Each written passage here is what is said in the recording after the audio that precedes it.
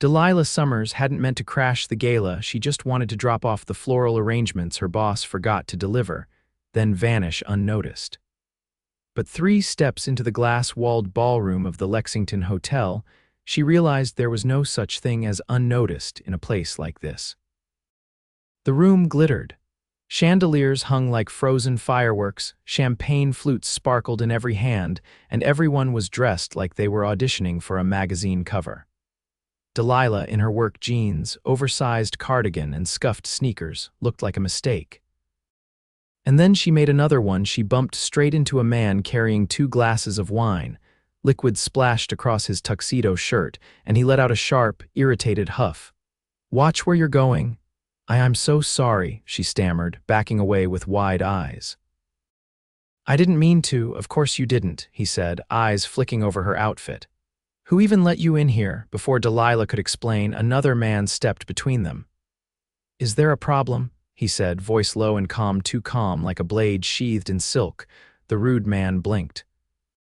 "No, she spilled, I saw," the newcomer said, tone flat. "So you've yelled at a woman half your size. You done now?" The man mumbled something and turned away, disappearing into the crowd. Delilah's heart was racing. She looked up at her unexpected defender, and for a second the rest of the ballroom faded.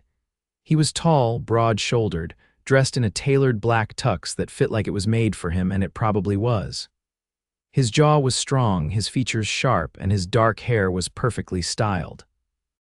But it was his eyes, steel blue, piercing, unreadable, that made her momentarily forget how to breathe. "You okay?" he asked. She blinked, snapping out of it. Yes, thank you." "You're not supposed to be here, are you?" he asked, but his voice wasn't accusing, just curious. "I was just delivering flowers," she said, holding up the clipboard like a shield. "My boss forgot them, and I wasn't trying to stay or anything. You're with Midtown Blooms." "Yeah, well, part-time. I just started last week." He smiled, just barely.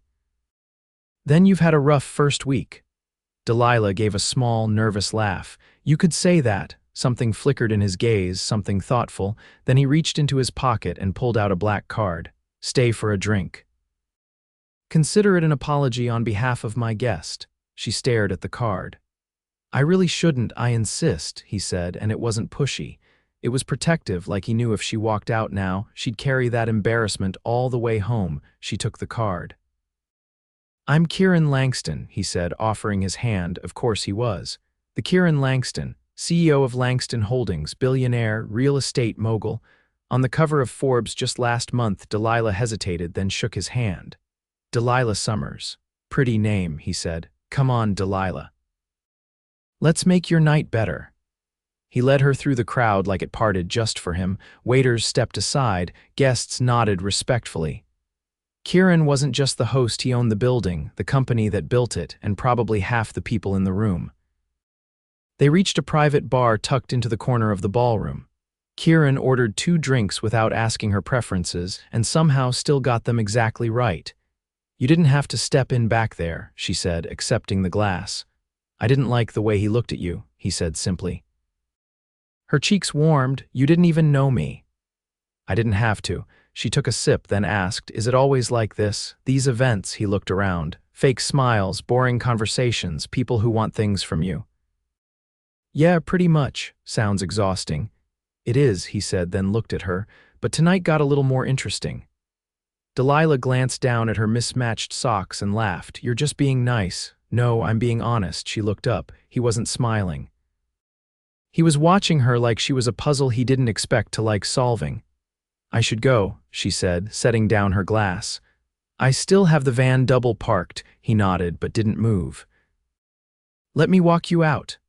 "No, it's okay, Delilah," he said, full name like velvet in his mouth. "Let me do one thing tonight that doesn't involve a contract." So she let him. They stepped into the cool night air, and he walked her to the sidewalk. The city buzzed around them, yellow cabs, honking horns, and the distant shimmer of lights from the Empire State Building. "Thank you again," she said, "for everything." "I hope I see you again," he said. "You probably won't," she replied with a soft laugh, but he didn't laugh. He reached into his jacket, pulling out a sleek black key fob and pressing it. A matte black Aston Martin pulled up to the curb. Delilah's jaw dropped. "That's yours?" Yeah, I thought billionaires had drivers. I like driving, she shook her head. Of course you do, he stepped back, leaning against the car door. Delilah, come to dinner with me, she blinked. What, tomorrow or the day after, whenever you're free? Why? Because I don't want tonight to be the last time I see you, she hesitated, heart pounding. You don't have to say yes, he added, but I hope you do, she bit her lip then nodded. Okay, his smile was slow but warm, I'll pick you up. How will you know where I live, he raised a brow. Delilah, I run half this city, I'll find you, she blinked. Is that supposed to be charming or terrifying? Depends, he said. Is it working? She laughed despite herself. I'll see you tomorrow, Kieran Langston. And as she walked back to her van, she didn't feel like the girl in tattered jeans anymore. She felt like she'd just stepped into something much bigger than she could have imagined. Delilah stood in front of her mirror the next evening, staring at the dress hanging from the back of her closet door like it had no business being there. It had arrived 2 hours earlier, folded in a white box with no note, no indication of who sent it, but she didn't need one. The moment she saw the subtle, clean lines, the luxuriously soft fabric, and the unmistakable designer tag, she knew exactly who it was from. She hadn't given Kieran her address, but here it was anyway, her name on the tag, the fit exact, the color striking against her skin. You are dangerously close to losing your mind, she told her reflection, but she wore the dress. The knock came precisely at 7. She opened the door to find not Kieran, but a man in a charcoal suit with a badge pinned to his lapel. Miss Summers, I'm here on behalf of Mr. Langston, he said. Your car is waiting. My car, he gestured to the curb where a sleek silver Bentley waited with its headlights glowing softly. Of course it is, she muttered under her breath, grabbing her coat. The ride through Manhattan moved like a dream. The driver didn't speak, and she didn't ask questions. By the time they pulled up outside the restaurant, a striking building she'd only ever seen in glossy magazines, her legs were trembling. A valet opened her door, and before she could step out fully, Kieran was there, offering his hand. You look incredible, he said, his voice quieter than she expected. I wasn't going to accept the dress, she replied, taking his hand anyway. But I didn't exactly have anything that didn't smell like eucalyptus or coffee grounds. That was the idea, he said, his expression unreadable. I wanted tonight to be different. He led her through the restaurant, bypassing the waiting crowd and slipping behind a velvet curtain. Inside was a private dining room with floor-to-ceiling windows, the skyline sprawled behind it like a painting. A single table sat in the center, already set, candles flickering between crystal glasses. Delilah looked around slowly. This is, for us, no one else tonight, he said, pulling out her chair. As she sat, she watched him settle across from her. He didn't fidget, didn't check his watch. He simply watched her like she was the only thing in the room that mattered. So, she said, lifting a menu, do you bring all your flower girls here? He leaned back, one brow raised. Have you always had a mouth like that? I was raised by a single mom who worked 3 jobs and taught me how to change my own oil. What do you think? I think I like it. She set the menu down. Why me? He didn't blink. Because you don't want anything from me. You don't know that. I know enough. You walked into a room full of people wanting something from me, and you were the only one who looked like she wanted to leave. She paused. Most people would take that as an insult. I take it as honesty. The waiter appeared without a word, uncorked a bottle of red wine and poured 2 glasses. Delilah touched hers but didn't drink. So, Kieran Langston, she said, turning his name over deliberately. What do you do when you're not hosting galas or rescuing strangers from arrogant men? I build things, tear them down, rebuild them again. Mostly I spend my time convincing people I'm not the villain they expect me to be. Her eyes narrowed. Why would they expect that? He took a slow sip of wine before answering. Because I don't let people get close. Because I make decisions that don't always look kind on paper. Because I've learned that being liked is a luxury I can't afford. She watched him, the way his jaw tightened slightly, the way his fingers curled around the stem of the glass. You sound lonely. He looked at her and his voice dropped an octave. I don't feel that way right now. The food arrived delicate, artful dishes with names she wouldn't dare attempt to pronounce. He didn't comment on her cautious stares, just served her first, poured her water, and let her eat in peace. Halfway through the meal, she pushed her plate aside. "Tell me something no one else knows about you," he didn't hesitate. "I play piano." "Really? Poorly, but I still play. My mother made me take lessons until I was 17. She said if I was going to be ruthless in business, I had to be gentle somewhere." Delilah smiled. "Sounds like a smart woman." "She died when I was 20. The air shifted. Delilah's smile faded. "I'm sorry." "She was the only person who ever called me out when I got too cold," he said. "Sometimes I wish she were still around." "She'd probably tell me I'm being reckless taking you here tonight." "Why?" "Because I'm not from your world. Because I haven't thought about anyone but myself in a long time, and that changed the minute you walked into the ballroom." Delilah swallowed, her chest tight. "I'm not a project, Kieran. I know. That's not what I want." "Then what do you want?" He leaned forward, elbows on the table, his voice low. "I want to know how your mind works. I want to know why you're still here, even though every part of your body is ready to run." She didn't answer. She couldn't. He stood and held out his hand. "Come with me." She took it, her fingers slipping into his like they belonged there. He led her out of the restaurant, not back to the car, but across the street, into a quiet plaza where a string quartet was playing beneath a canopy of fairy lights. "How did you— They play here every Thursday," he said. "But I may have asked them to stay a bit later tonight." She looked up at him, stunned. "You don't even know me." "I know I want to." She didn't speak, just stepped closer.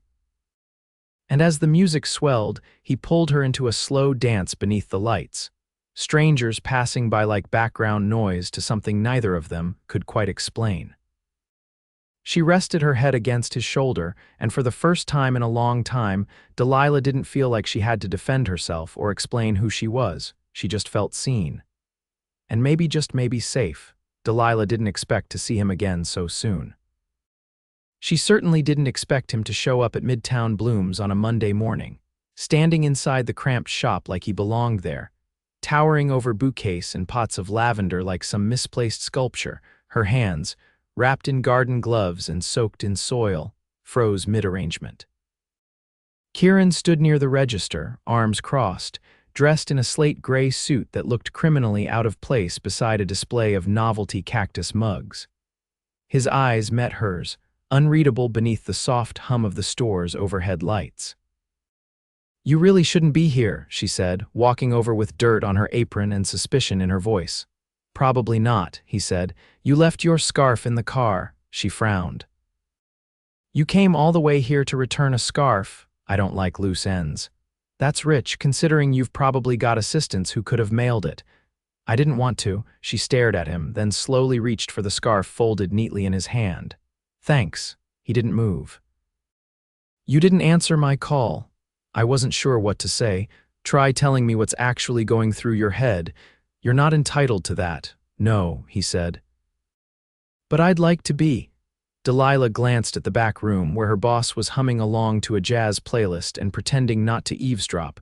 "This isn't the place." "Then come with me." She hesitated. "I'm working." "I already spoke to your manager. You've got an hour." Her jaw tightened. "Of course you did." He didn't flinch.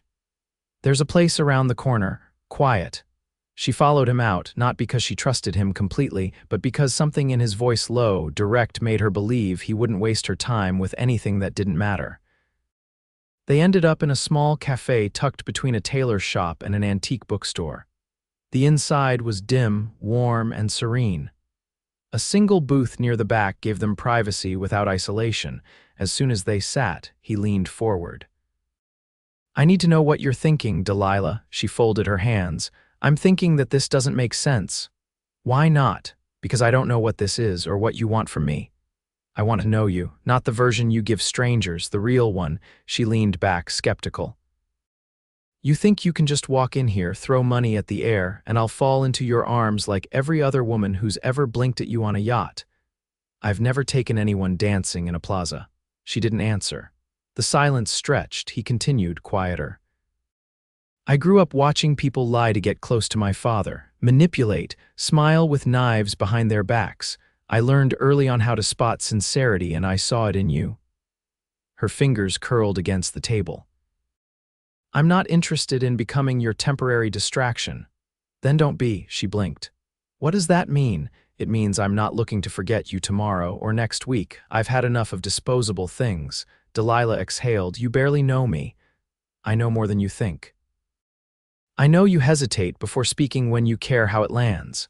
I know you count the petals on the arrangements you make, even when no one's watching. I know you hold your breath when you're about to say something that matters. Her throat tightened. You're observant. I'm deliberate. The waitress brought coffee and neither of them touched it. He let a beat pass. What do you want from me? Delilah blinked. What? You keep asking what I want, but what about you? What do you want? She opened her mouth, but nothing came out. Then finally, I want to be seen, not collected, not compared, just seen, and I want to believe someone can want me without needing to fix me. You're not broken, he said. You don't know that. I don't have to. I'm not here to fix you, Delilah.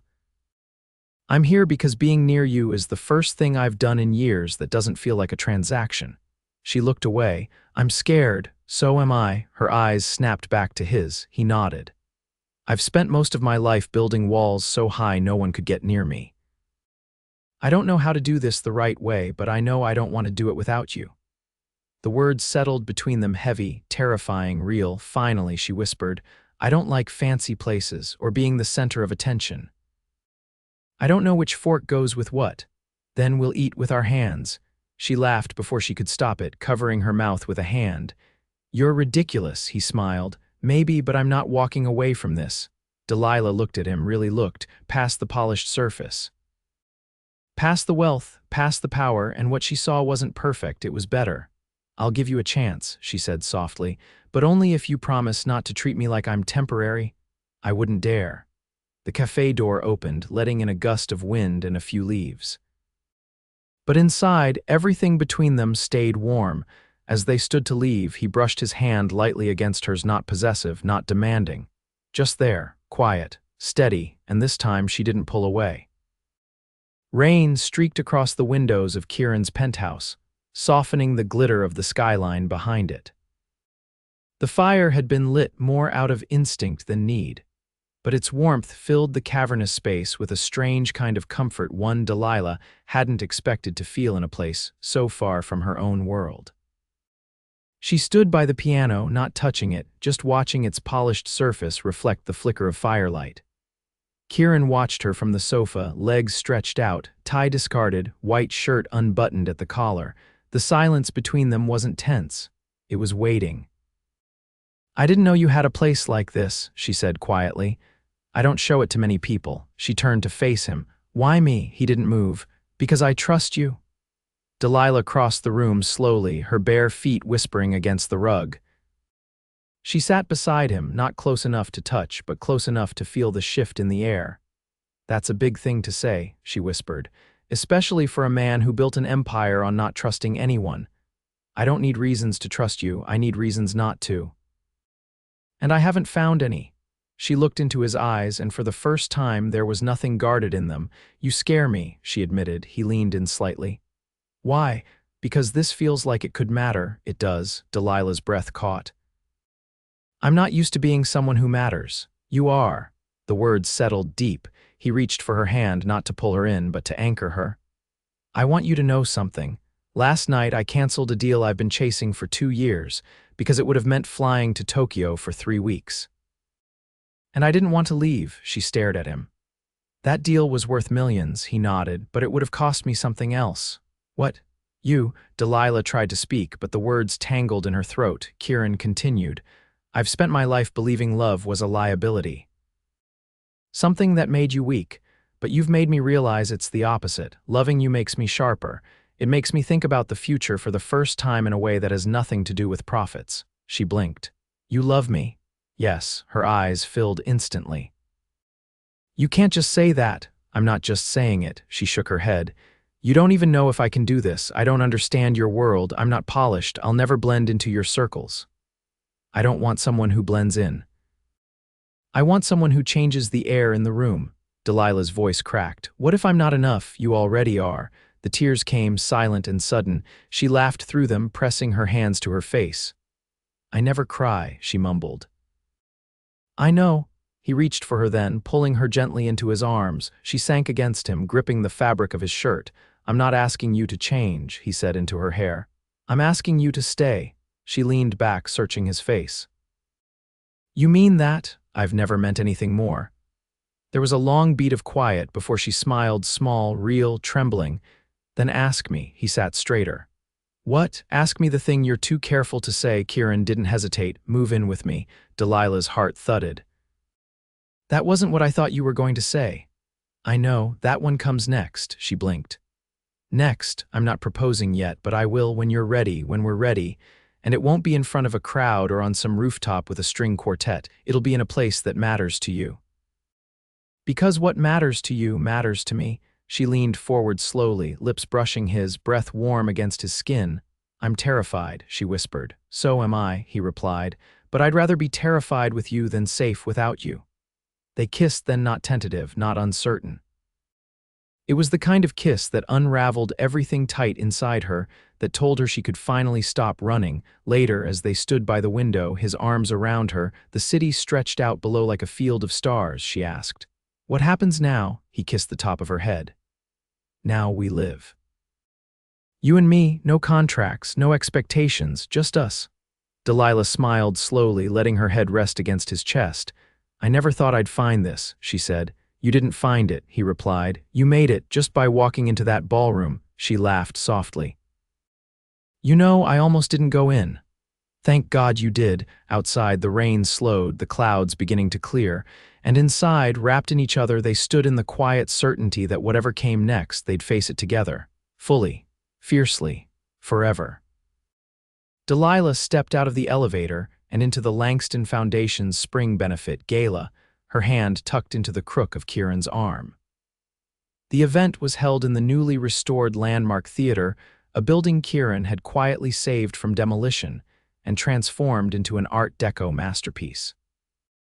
It was gilded, grand, and buzzing with Manhattan's elite, but this time, she wasn't the outsider pressing herself against a wall, hoping to disappear.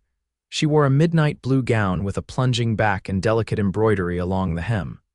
Kieran hadn't chosen it. She had. And he hadn't said a word when she walked out of the dressing room, just looked at her like she'd invented gravity. They moved through the space together, and the murmurs followed them. The whispers. The curious glances from women in diamond collars and men with last names that opened doors.